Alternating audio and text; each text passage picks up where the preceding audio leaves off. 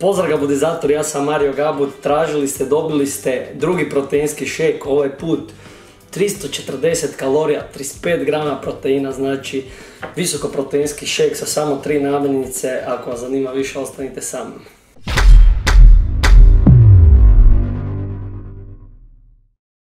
Nakon onog visokokaloričnog, znači preko 700 kalorija je bilo i nekih 29 grama proteina, sad imamo duplo manje kalorija, a još više proteina, imamo samo 3 sastojka, to je jedna banana, 5 bjelanjaka, znači očišćenih i 300 grama mlijeka, u gramima se računa, nemojte se čuditi, bilo je nešto po komentarima, bilo vam je čudno, znači jedna banana, to je oko 100 grama, 5 bjelanjaka, to je znači 200 grama bjelanjaka, to vam je 22 grama proteina i 300 grama mlijeka.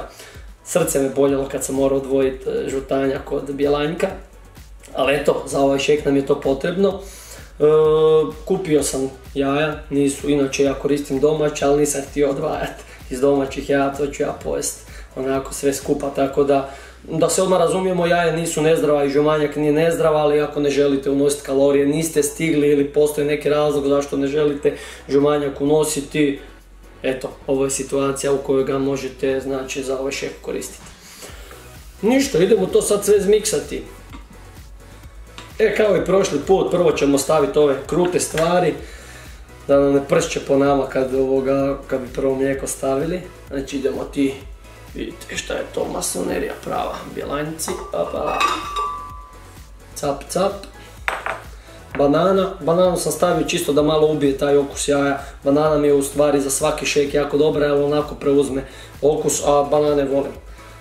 Ovala, jedna bananica i 300 g mlijeka. Opala! Sad ćemo to zmiksat, onda vidim kako ovo ide. Capa, capa, to.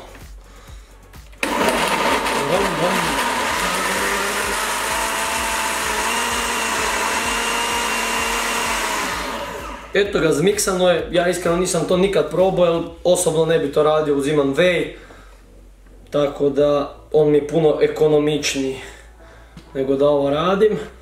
Baš me zanima kakav će biti okus, odmah ću napraviti recenziju. Da, neka kombinacija, osjeti se banana, ali mrvicu se osjeti i ta jaja.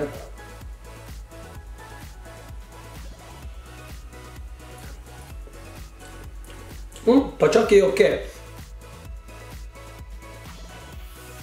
Pa mogu vam reći da čak i nije preloš okus kao što sam očekivao da će biti, inače ovo, znači, prvi put sam to sad probao, malo je banana preuzela okus, tako da sasvim je ok. Što se tiče same cijene, to će nešto manje od 1 euro ispast ovakav šejk, što nije nešto prejeftino, sa wheyom možete unijeti za puno jeftinije, znači ne znam koliko vas sa wheyom vas ispadne, oko 50 centi, tako negdje bi vas ispao šejk sa ovakvom količinom proteina, ali kažem, neko ne želi uzimati suplemente ili ne smije, tako da svako svoje zna. Ovo je jedan od alata kako možete unijeti puno proteina i malo kalorija, recimo ako ste u nekoj fazi devke, na kraju krajeva ako nećete raditi šejk, jaja možete sama pojesti, ne morate ih miksati, ovo je znači verzija u šejku.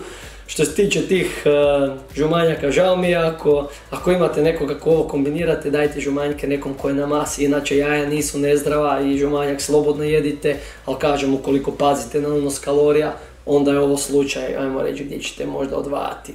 Iako ako znate šta radite i ako se pratite dovoljno, moći ćete jesti cijelo jaje i kasnije kroz dan si organizirati koje ćete makrose unijeti, tako da to bi bilo to od ovog klipa. Nadam se da vam se svidio, da ste nešto novo naučili. Ako vam se svidio, udarite like, napišite komentar da li ste probali, da li vam se uopće sviđa ova ideja.